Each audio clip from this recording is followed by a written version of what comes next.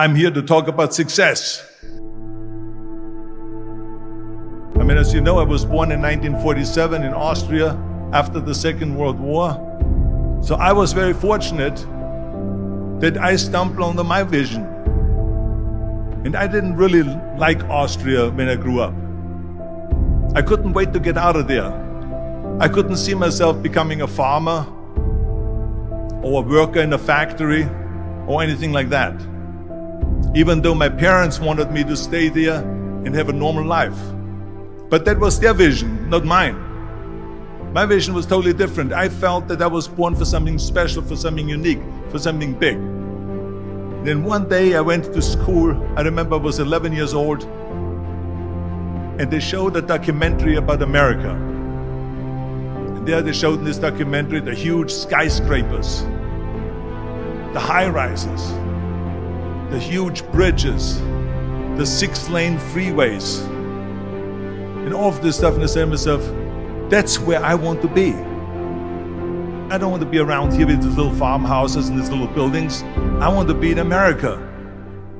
One day after school, I walked by a store in Graz. So I went inside and I looked around, and then I saw a magazine. I saw a bodybuilding magazine that had Reg Park on the cover. Reg Park was then a 3-time Mr. Universe. And I saw him on the big screen as Hercules. I read that and I said to myself, wow, this is the blueprint for my life. This is exactly what I want to do. I want to become a bodybuilding champion just like Reg Park. I want to get into movies just like Reg Park.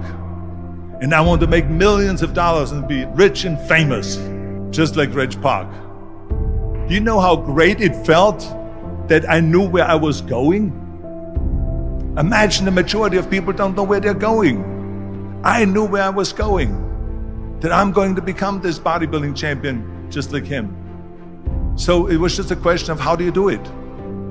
I was so relieved, because when you have a goal, when you have a vision, everything becomes easy.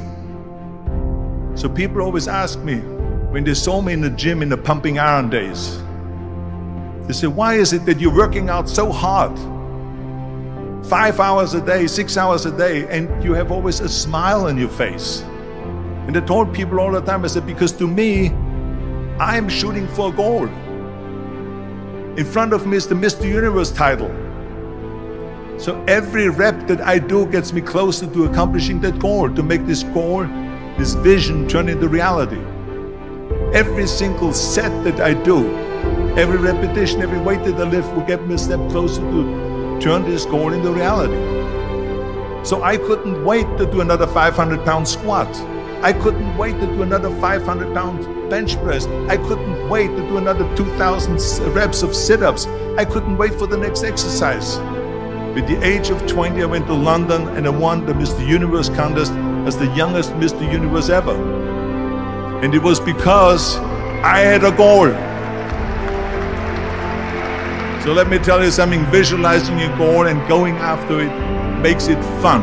You got to have a purpose no matter what you do in life. You got to have a purpose. 74% hate their job in America. Now, this is not much different when you come to Europe. The majority of people don't like what they're doing, because they're really not doing it because they didn't have a goal and they followed this goal. They just aimlessly drift around, and then all of a sudden there's a job opening, so they get that job because you have to work. But then when you work, it's a chore. It's work. It's not fun.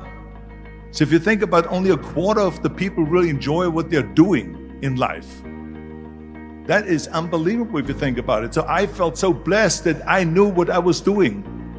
It's like a medical student that studies and knows he wants to become a doctor. You know where to go. And the same thing is also in politics. I remember that in politics, I had a very clear vision that I will be the leader of California. This is as far as I could go, because I was not born in America, so I could not run for president. So being the governor of the 5th largest state, I should say the largest state, the 5th largest economy in the world, was for me really the ultimate title, the ultimate accomplishment in politics. So even though people came up to me and says, why don't you go and run for something smaller, you're never gonna make it. I ran for governor, and then 2 months later I became governor of the state of California. Again, because I had a very clear vision what I'm gonna do with California. So that's rule number one, have a vision. Rule number two is, don't listen to the naysayers. Don't listen to the naysayers.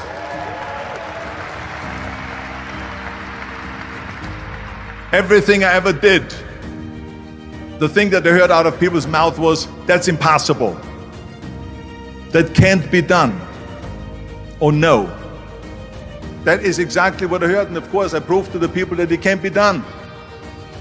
So whenever someone said to me, it can't be done, I heard, it can be done. When they said no, I heard yes. And when they said it's impossible, I heard it is possible. I'm a strong believer of what Nelson Mandela said, that everything is always impossible until someone does it. Well, I'm gonna be the one, I said to myself, I'm gonna do it and I'm gonna show it to them. Maybe it has never been done before. That's perfectly fine with me. But I'm gonna do it. And I did not listen to the naysayers. It's all about the hard work that you put in. I said to myself, in bodybuilding I work